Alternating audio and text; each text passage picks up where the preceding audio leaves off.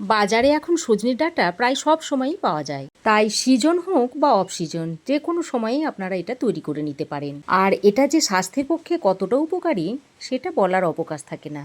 তাই আজ আমি নিয়ে চলে এসেছি সজনে ডাঁটার সহজ ও সুস্বাদু একটা রেসিপি, যেটা গরম ভাতের সঙ্গে খেতে অসাধারণ লাগে। তাহলে চলুন আর দেরি না করে রেসিপিটা শুরু করা যাক। এখানে আমি সজনের ডাঁটা নিয়েছি। তো ডাঁটাগুলোকে এরকম ছোটো ছোটো করে কেটে ডাঁটার যে আঁশগুলো ছিল সে আঁশগুলোকে ছাড়িয়ে নিয়েছি। আর নিয়েছি একটা বড় সাইজের আলুটাকে আমি এরকম লম্বা আর একটু মাঝারি সাইজ করে কেটে নিয়েছি। তারপর এই আলু আর ডাঁটাটাকে আরও একবার ভালো করে পরিষ্কার করে ধুয়ে নিয়েছি। এবার আমি একটা মশলা তৈরি করে নেব, তার জন্য একটা মিক্সিং জার নিয়েছি। এবার এই মিক্সিং জারের মধ্যে দিয়ে দিচ্ছি 1/2 ইঞ্চ মতো আদার টুকরো। আদাগুলো যাতে বাটতে সুবিধা হয় তাই আমি একটু ছোটো ছোটো করে কুচিয়ে নিয়েছি। দিয়ে দিচ্ছি 2 কাঁচা লঙ্কা। এবার আমি এর মধ্যে দিয়ে দিচ্ছি 1/2 চামচ কালো সর্ষে, 1/2 চামচ দিয়ে দিচ্ছি হলুদ সর্ষে। অনেক সময় সর্ষে বেটে রাখার পর সর্ষেটা তেতো হয়ে যায়, তাই আমি এর মধ্যে একটু নুন দিয়ে সর্ষেটাকে বেটে নেব। এবার একটু জল দিয়ে এটাকে ভালো করে বেটে নেব। এই দেখুন বন্ধুরা, সর্ষে, কাঁচা লঙ্কা আর আদাটাকে আমি এরকম মিহি করে বেটে নিয়েছি। এবার আমি গ্যাস অন করে কড়াই বসিয়ে গরম করে নিয়েছি। তারপর এর মধ্যে দিয়ে দিচ্ছি সর্ষের তেল। তেলটা হালকা গরম হয়ে এলে এবার আমি এই কেটে ধুয়ে রাখা আলুগুলোকে এর মধ্যে দিয়ে দিচ্ছি। আলুর মধ্যে স্বাদ মতো নুন দিয়ে দিচ্ছি আর সামান্য পরিমাণে একটু হলুদের গুঁড়ো দিয়ে আলুটাকে একটু লাল লাল করে ভেজে নেব। এই পর্যায়ে আপনারা ঢাকনা দিয়ে আলুটাকে ভেজে নিতে পারেন, তাহলে আলুটা খুব তাড়াতাড়ি নরম হয়ে আসবে।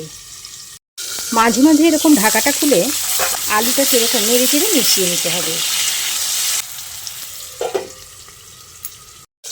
তো ঢাকা দিয়ে আলুটাকে 2-3 মিনিট মতো ভালো করে ভেজে নিয়েছি আর আলুর গায়ে খুব সুন্দর একটা কালার এসে গেছে। এবার আমি এখানে ওই কেটে রাখা ডাঁটাগুলোকে দিয়ে দিচ্ছি। তারপর ডাঁটাগুলো দিয়ে আলুর সঙ্গে আরও 2 মিনিট মতো ভেজে নেব। এতে করে ডাঁটার যে একটা কাঁচা গন্ধ থাকে সেটা আর থাকবে না, আর রেসিপিটা খেতেও খুব ভালো লাগবে। আর এইভাবে ভেজে নিয়ে রান্না করলে রেসিপিটা খেতে অসাধারণ লাগবে। দেখুন, ডাঁটাটা দিয়ে আলুর সঙ্গে 2 মিনিট মতো ভেজে নিয়েছি। এবার আমি ডাঁটার আলুটাকে তেলটা ছেঁকে তুলে নিচ্ছি। তুলে একটা পাত্রের মধ্যে রেখে দিচ্ছি।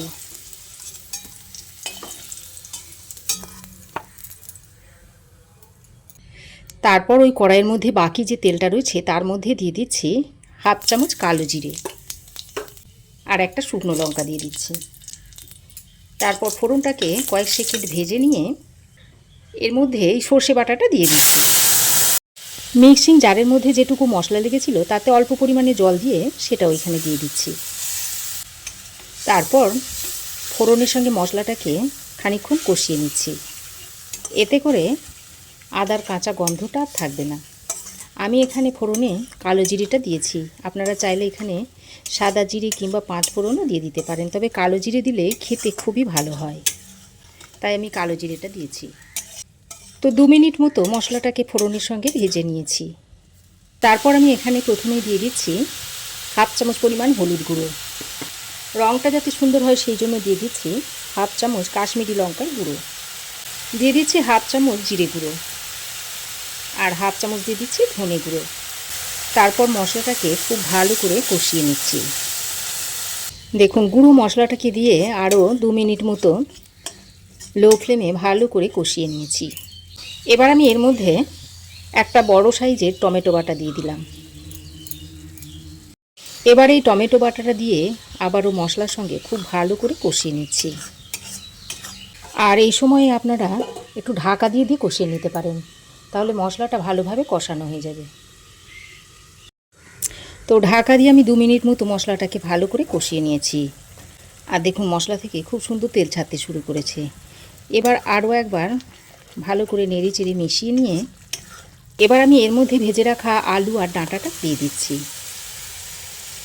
ডাঁটা আর আলুটাকে দিয়ে আবারও মশলার সঙ্গে খুব ভালো করে মিশিয়ে নিচ্ছি। দু একবার ভালো করে নেড়েচেড়ে মিশিয়ে নিয়ে এবার আমি একটা ঢাকনা লাগিয়ে খুব ভালো করে কষিয়ে নেব। এতে করে ডাঁটা আলুর মধ্যে মশলার যে ফ্লেভারটা খুব ভালোভাবে ঢুকে যাবে। তো 2 মিনিট ঢাকা দিয়ে আমি ভালো করে কষিয়ে নিয়েছি। তো খুব বেশিক্ষণ ঢাকা দিয়ে কষানোর দরকার নেই, এই 1-2 মিনিট মতো কষিয়ে নিলেই হবে।